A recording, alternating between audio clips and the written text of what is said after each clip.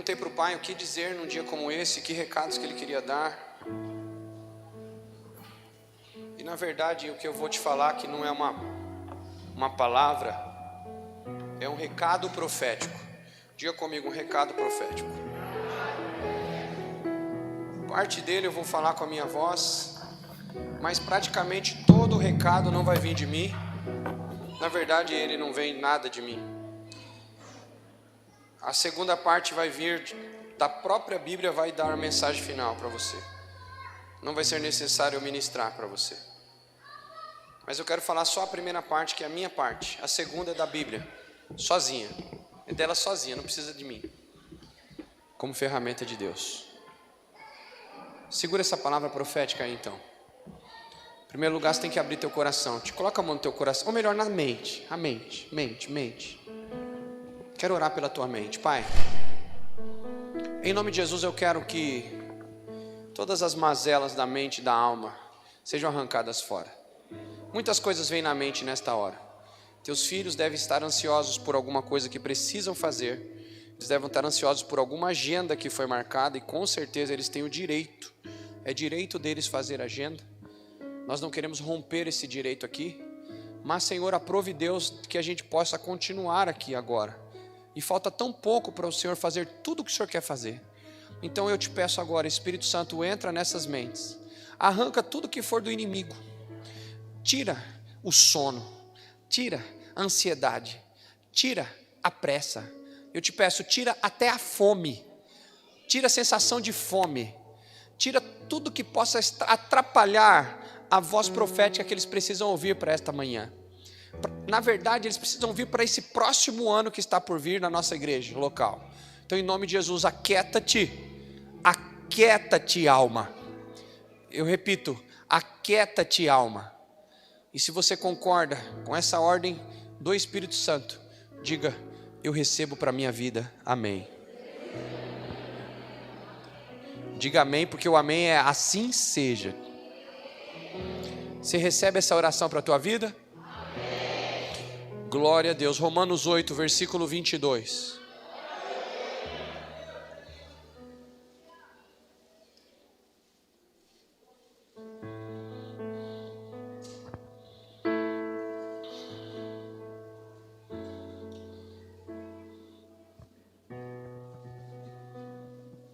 Romanos 8, 22. Deus falou forte comigo e foi essa semana. Você sabe que toda virada eu pergunto para o pai qual é a palavra profética, a direção, né? Aí precisa ter um norte para ver como que a gente vai para o próximo ano. Eu não sei se você sabe, mas a nossa igreja, ela flui não de janeiro, tá?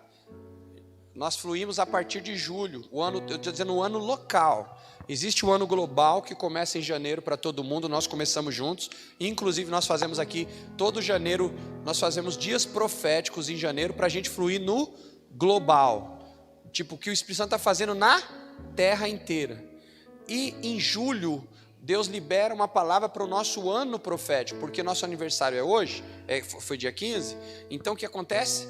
Nós começamos um novo ano, um novo ciclo. Aí eu fui perguntar para o pai o que era esta palavra desse ano.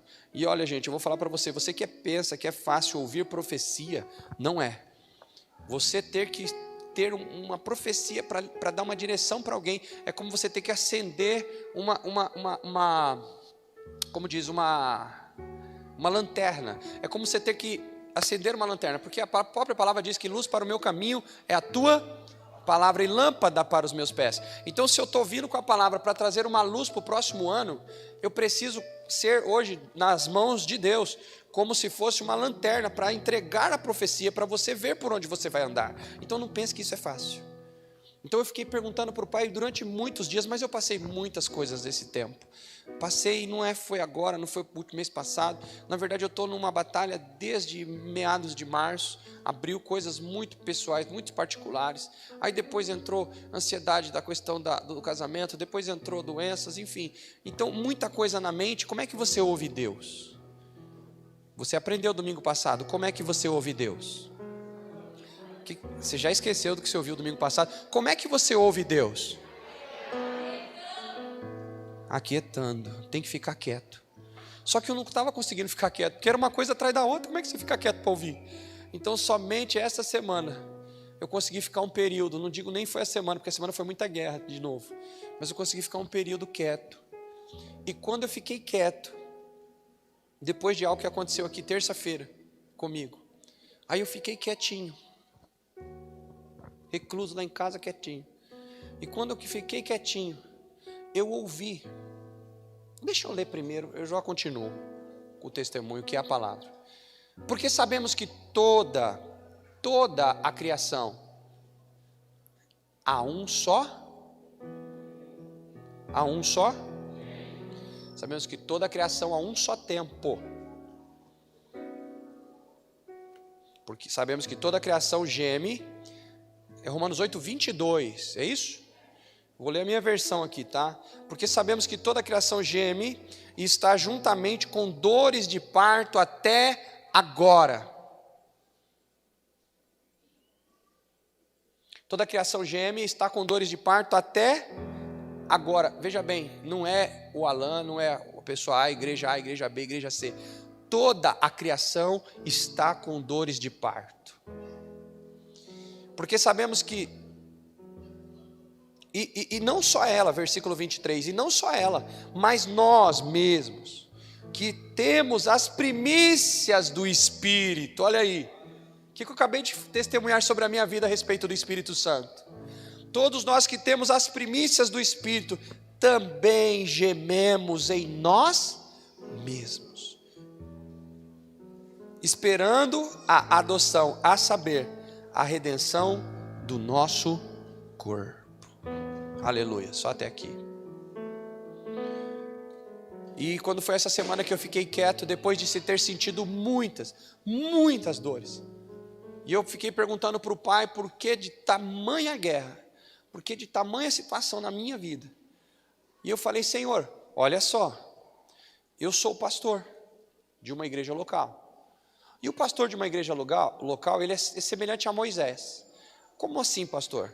O que Moisés era para aquele povo? Diga comigo, intercessor. Ou seja, a maioria das coisas que vinha para o povo recaía sobre Moisés primeiro. Moisés levava as pancadas do povo, assim como Jesus era intercessor e recaiu sobre Jesus todas as iniquidades de todos os seres humanos, todas as culpas. Por quê? Porque o intercessor toma o lugar daquele a qual ele está intercedendo. Repito, o intercessor, ele ocupa o lugar, ele toma a frente. Se alguém tiver que tomar uma pancada, o intercessor diz assim, bate primeiro em mim. Isso é intercessão. Minha mãe intercedia por mim quando eu era doentinho, pequenininho. Ela intercedia, sabe como? Ela falava assim, Senhor, não dá para tirar essa falta de ar dele, essa doença dele e colocar em mim. Minha mãe falou isso muitas vezes. Eu via minha mãe chorando e dizendo, coloca essa doença em mim. Ela orava e falava, eu aguento, esse bebezinho não aguenta. Eu tinha aí uns 5, 6 anos. Ela falava, ele não aguenta, mas eu aguento, então tira a doença dele e põe em mim. Minha mãe orava. Oh, aleluia. Intercessão. Intercessão. E quando eu estava sentindo essas dores e todas essas coisas que aconteceram, é claro que você vai perguntar para Deus qual o propósito. Mas agora, nesses últimos dias, veio uma dor muito profunda. E até lá, conversando com pessoas, alguém disse assim, olha, essa dor aí, dizem que ela é semelhante à dor do parto. Ou está em segundo lugar, ou terceiro. Aí eu já tinha ouvido essa voz em casa. Porque veio a palavra do Senhor dizendo assim, eu, de novo, estou sentindo dor de parto por vocês. Só que quando o apóstolo Paulo disse esse versículo, eu achei muito estranho. Porque ele estava corrigindo o povo. Não é esse versículo que nós estamos lendo, é outro. E eu nem vou ler ele para vocês, só ouça. O Paulo disse isso, ó, de novo eu tenho que sentir a dor de parto por vocês. E quando Deus falou dor de parto, o primeiro versículo que veio na minha cabeça foi esse. Só que quando Paulo estava dizendo, eu tenho que sentir dor de parto de novo. Por quê? Porque eles estavam lá fazendo um monte de coisa errada, em rebelião, não conheciam a palavra, e Paulo estava dizendo, eu vou ter que fazer vocês nascer de novo. Ele estava querendo dizer, então era um momento do apóstolo Paulo, ele estava trazendo uma exortação, com amor, mas estava trazendo uma exortação, que ele falou, eu tenho que ter as dores de parto por vocês, eu tenho dor de parto de novo. Ele estava intercedendo por um povo que estava fazendo tudo errado. Só que aí, no meu espírito, essa palavra não combinava. Não estava combinando. Porque eu pensei comigo, Senhor, nós estamos vivendo uma guerra juntos desde o ano passado, todo mundo junto, o mundo inteiro, nossa igreja também. Todo mundo está sofrendo, todo mundo tem problemas. E esse foi um tempo de muita alegria para o meu coração como pastor, tá? Eu não sei se vocês sabem, se eu não falei isso ainda, eu vou falar aqui agora. Como pastor, esse momento, o Espírito Santo me fez ler o texto que eu acho que está onde, amor, que a gente leu Efésios, eu nem me lembro onde foi que a gente leu. O texto estava falando assim, ó, tudo que o homem semear, vocês lembram? Tudo que o homem semear? Tem algo que vocês não leram, eu também não. Está escrito, ao seu tempo. Ao seu tempo colherá. E quando eu li esse texto essa semana, que eu lembrei da igreja que estava atuante aqui e nos campos, quando eu lembrei de todo o movimento que estava rolando, o que eu imaginei? Eu falei, meu Deus, esse momento, preste atenção aqui em mim, as criancinhas pequenas, elas vão chorar mesmo. Criança pequena, ela não vai aguentar ficar mais 2 horas num lugar, né, gente? Então, deixa elas chorarem. Deixa as mamães cuidarem. E não precisa se incomodar com elas, não. Porque, né, muito dolorido para elas. Então, esse tempo foi a primeira vez, na história de 15 anos da igreja, primeira vez, que esta igreja ficou tanto tempo afastada, em certo sentido, afastada do seu pastor, sem receber uma direção direta. E eu não estou dizendo agora com a doença, desde o encontro, e muito para trás eu já estava sem contato muito direto com os meus discípulos, aqui da igreja, e eles foram tocando barco, isso já tem alguns meses, e eles foram tocando barco, até que chegou o momento crucial, que foi agora nesse último mês e meio, que literalmente aí perdeu o contato mesmo, de uma vez. Se o contato já estava meio difícil, agora o contato desligou temporariamente. E o que eu estou feliz? Porque olhando para a igreja, durante todo esse período, sabe o que eu vi? Uma igreja funcionando melhor, ou no mínimo, funcionando com todas as direções e ensinamentos que nós demos, e o negócio ficou fluindo, e em certo sentido foi melhor do que se a gente tivesse aqui, porque se a gente tivesse aqui, teria sido segundo as minhas orientações, mas quando eu não estou aqui, seguir as orientações foram dadas pelo Espírito Santo, então em certos momentos ele fez melhor. Por que eu digo melhor? Porque muita gente começou a ter que fluir, e sair de trás das cortinas, e mostrar os seus ministérios fluindo, diáconos, intercessores, e tanta gente que se levantou nesse período, não só aqui e nos campos também. Deus levantou muita gente, porque o homem de Deus, preste atenção, o profeta ele se retirou de cena, e deu oportunidade para as pessoas, para todos cumprirem o seu chamado, em vez de só ficar obedecendo, dizendo, vem por aqui ou vai por ali. Agora é você fazer o que você aprendeu para fazer. E quando eu olhei e vi a igreja funcionando do jeito que ela está funcionando, semigo, eu falei, meu Deus, a semente plantada ao seu tempo colherá. E no tempo que eu mais precisei, eu pude descansar, como eu disse para você no hospital, sem nem pensar na igreja. Eu digo no ministério. Vocês estão entendendo o que eu estou dizendo, né? Eu nem precisei me preocupar. Imagina, eu deitado lá e pensando, ai meu Deus, eu não estou lá. Ai, será que eles vão conseguir? Oh meu Deus, será que alguém abriu a igreja? Será que a Andressa montou o data show? Será que o menino do som está lá? Será que o não sei o quê? Será que eles não, nada, zero. Eu não sei você, mas o que eu aprendi foi que um homem ele só pode ser considerado um homem de sucesso se ele tiver sucessores. E hoje, Deus não me levou, Ele não quis me levar não, dessa vez não. Se você está achando ruim, pergunta para Ele, por que levou esse homem? Aí ó Senhor, se eu tivesse morrido não estava aqui até agora. Pergunta, fala para o pai, fala aí ó, aí que o Senhor fez eu passar. Se você está reclamando do horário é porque você não ficou no hospital, a hora não passa. 10 minutos parece 10 horas, não roda, o relógio não gira. aquele que quer ter sucesso precisa ter sucessores. Caso Deus tivesse me levado nesse período, eu estava feliz. Na verdade eu não saberia, né? Porque Ele tinha me levado, como é que eu ia saber? Mas Ele deixou eu ficar para me ficar sabendo que Deus levantou nesse lugar sucessores. Jovens, mulheres, adolescentes, pastores, líderes que já fazem o trabalho do Senhor acontecer, independente de mim ou apesar de mim. Então minha alegria de estar aqui hoje, sabe qual que é? Que eu estou sussa. Estou sossegado. Vou usar a palavra da Bíblia, estou descansando. Eu estou tendo o 7º dia na mão dos meus oficiais, dos meus presbíteros, dos diáconos e de toda a igreja.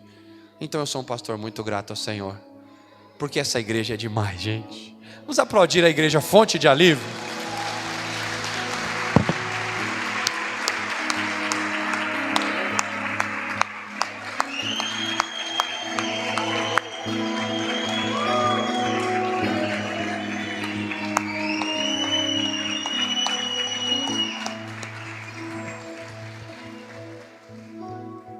Agora presta atenção. Se eu não estou, vamos voltar para a palavra. Se eu estou sentindo tudo isso, essa igreja está produzindo, essa igreja está fazendo as coisas, essa igreja está buscando andar em santidade, está estudando a Bíblia, falando de família, né, Daniel? Essa igreja está fazendo. Peraí, então a fala de Paulo para os Gálatas não bate. Essa dor de parto não é essa daí. Não é o parto de novo, porque parece que vocês não nasceram de novo, eu tenho que nascer. Não, falei, não é isso que Deus quer dizer, não. E aí eu fui para a Bíblia, falar que tal de dor de parto é essa? Porque Deus me falou, como intercessor que eu sou da igreja, como Moisés dessa igreja, Josué, né? Dá o nome que você quiser, Josué que eu falei tanto dele. Intercessor, Moisés intercessor. Que esse período foi um período de dores de parto. Mas que dor de parto é essa então, pastor? Se não é uma dor de parto de novo, mas você vai ter que dar luz para nós de novo? Não. Essa dor de parto que eu senti é a dor de parto de toda a igreja Fonte de Alívio. Só que ela recaiu sobre mim como essas pedras. O que essas pedras são? Pedra. Essas pedras são pedras, qualquer pedra, você acha na rua isso aí. Mas quando ela vem aqui para dentro, como você fez por fé, ela deixa de ser uma pedra comum e passa a ser uma pedra representativa. Então não é mais uma pedra de rua. Essa pedra está representando algo. A pedra por si não fala nada. Essa pedra é pedra, continua sendo pedra. Mas por si só ela não fala nada. Mas a tua fé diz que essa pedra tem um valor dentro do teu coração e ela representa algo que você propôs no seu coração. Entendem isso? Então, tudo que eu senti, que eu passei esta semana, as dores, todas as dores, elas por si só não representam nada, porque todo mundo que fica doente sente dor. Eu sou igual a todo mundo nesse critério, não há nada especial nas dores. Mas quando você olha com os olhos da fé e pede ao Espírito Santo te dizer algo, e Ele mostra para você que a tua dor está sendo, não sei, Deus é quem sabe, representando dores de parto, peraí, tem alguma coisa nesse negócio. Então eu vim aqui hoje para te dizer para você, Fonte de Alívio, que nós então estamos em um novo ciclo. Aí você pergunta, qual é o novo ciclo? É só o ciclo de que agora a gente vai fazer 16? Não, a gente chegou no 15. O 15 simbolicamente para a humanidade aí, vocês sabem disso, é o como é que chama aí das meninas? As meninas gostam de fazer a festa de debutante. Minha filha fez 15 agora, não fez festa por conta de tudo isso daí, mas por que festa de debutante? Por que o 15 é representativo? Porque mostra uma virada de ciclo, ou seja, sai da adolescência, pelo menos a menina, né? O menino é mais para trás, né? O menino é mais para trás. Desculpa aí, meninos, mas a gente é mais para trás. Os homens são mais devagar nesse critério de amadurecimento. As meninas amadurecem rápido e por isso era considerado do passado. Hoje eu não sei mais, hoje está uma bagunça. Mas no passado, a menina com 15, ela estava na idade perfeita para se arrumar um cônjuge. A partir dos 15, ela poderia então já pensar em ter alguém, e muitas das mulheres, você deve conhecer alguém da sua família, da sua avó, sei lá, da sua tia, que se casaram com 15, com 16. Eu não estou falando desses casamentos malucos aí, engravidou, não estou falando disso aí não.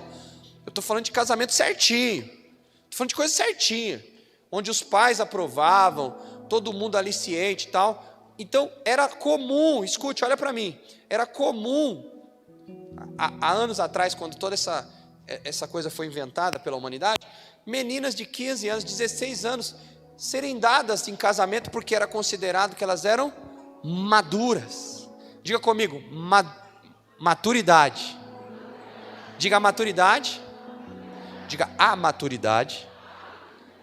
Tem o tempo certo. Então, em certo sentido, então vamos pegar o 15 representativo, representando a maturidade da igreja, que é sentido feminino, porque a Bíblia coloca a igreja como mulher, como noiva de Cristo. Então é como se nós, igreja local, fonte de alívio, chegássemos a um ponto de maturidade agora. Ou seja, agora que essa igreja está madura, o útero dela já foi preparado, de repente essa menina, essa jovem, ela já está menstruando, vamos colocar assim, desde os seus 12, desde os seus 13 anos, mas agora estão dizendo que a mente dela também está madura. Não é o seu corpo somente que está pronta para gerar filhos, mas a sua cabeça e as suas atitudes em casa. Eu estou falando do passado, tá? Não ponha na balança as meninas de hoje. Ponha na balança quando foi inventado esse negócio de debutante, que não foi agora.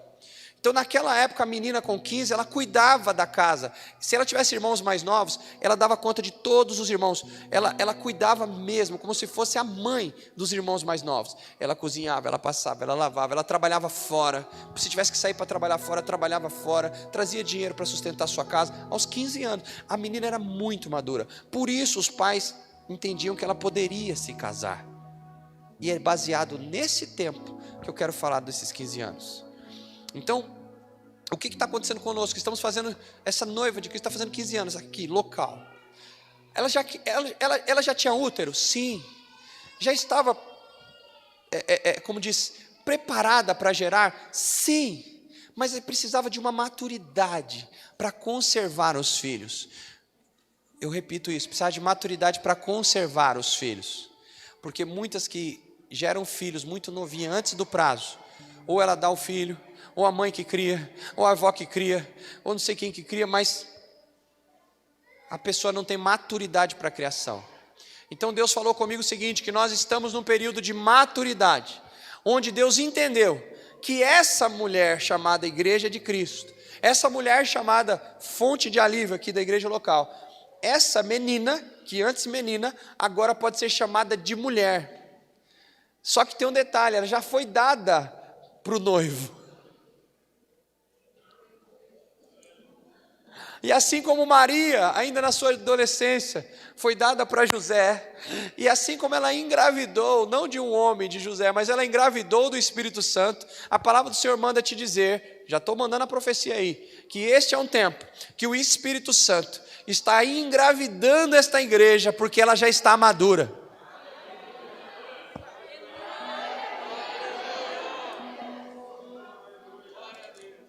E essa igreja já vai começar a sentir as dores de parto.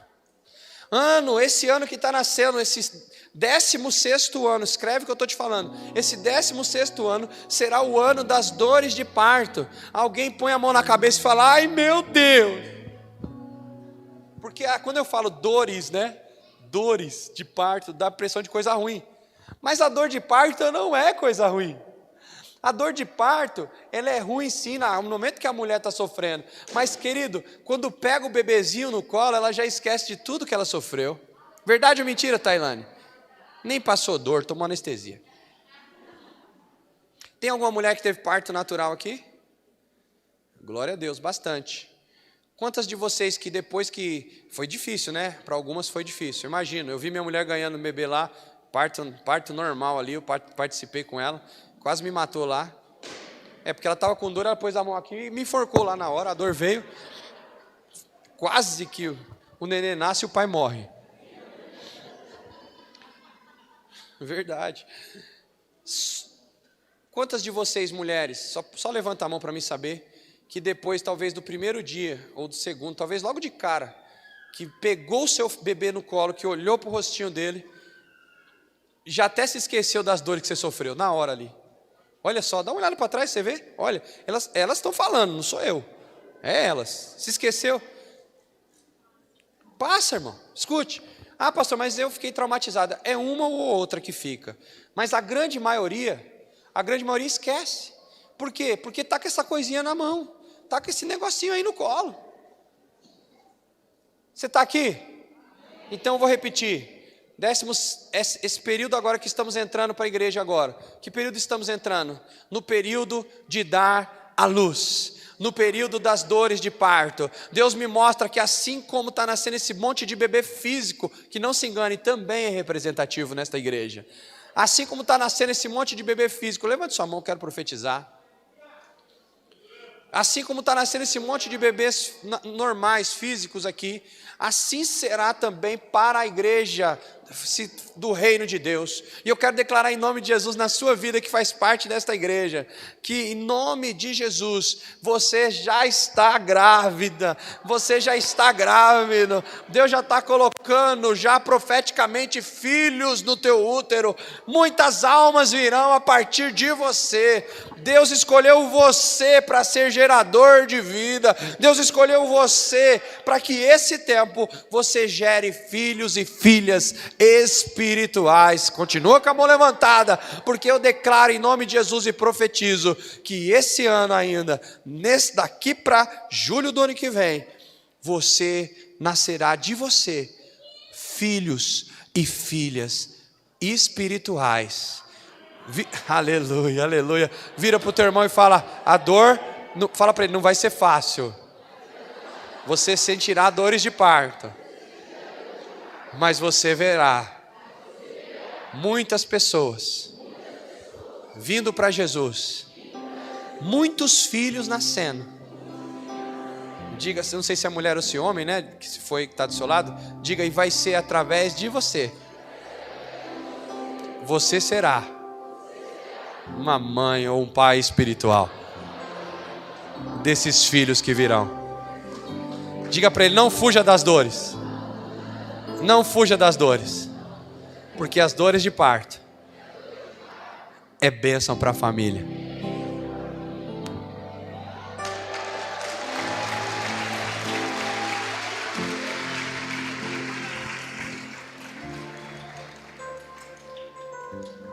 O tema dessa ministração, a bênção das dores de parto.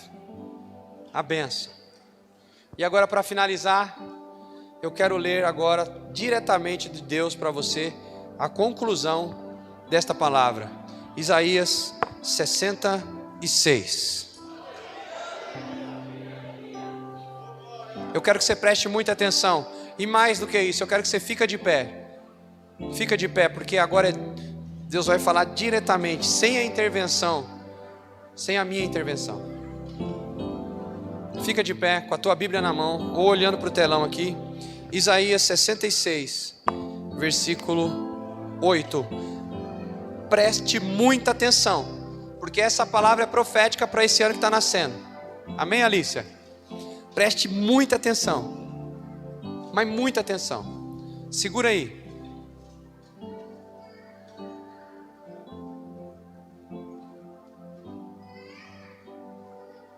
Ó, as crianças eu já falei, tudo bem, mas eu estou ouvindo vozinhas de adulto aí, no meio.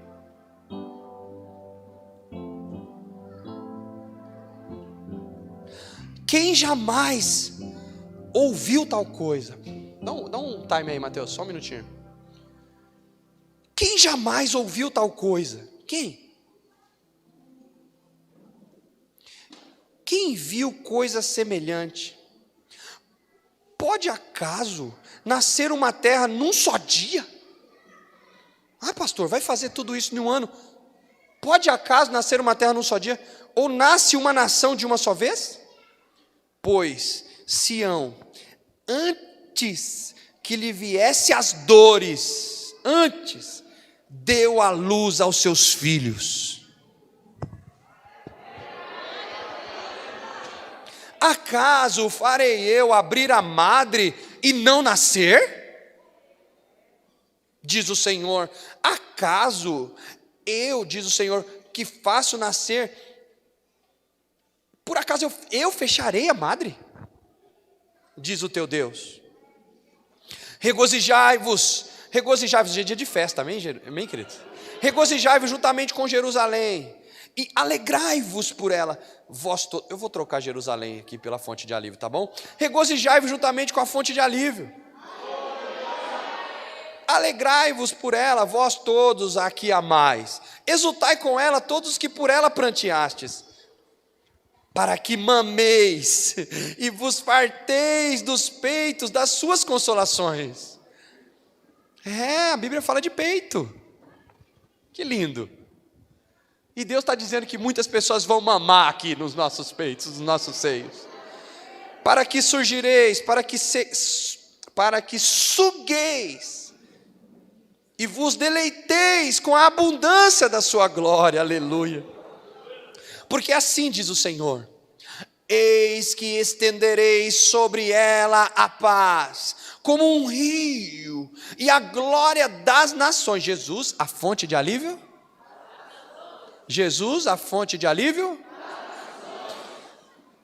Paz sobre ela como um rio, e a glória das nações, como uma torrente que transborda, e então mamareis, nos braços vos trarão, e sobre os joelhos vos acalentarão, como alguém a quem a mãe consola, assim eu vos consolarei, diz o Senhor, e em Jerusalém, na fonte de alívio, sereis consolados.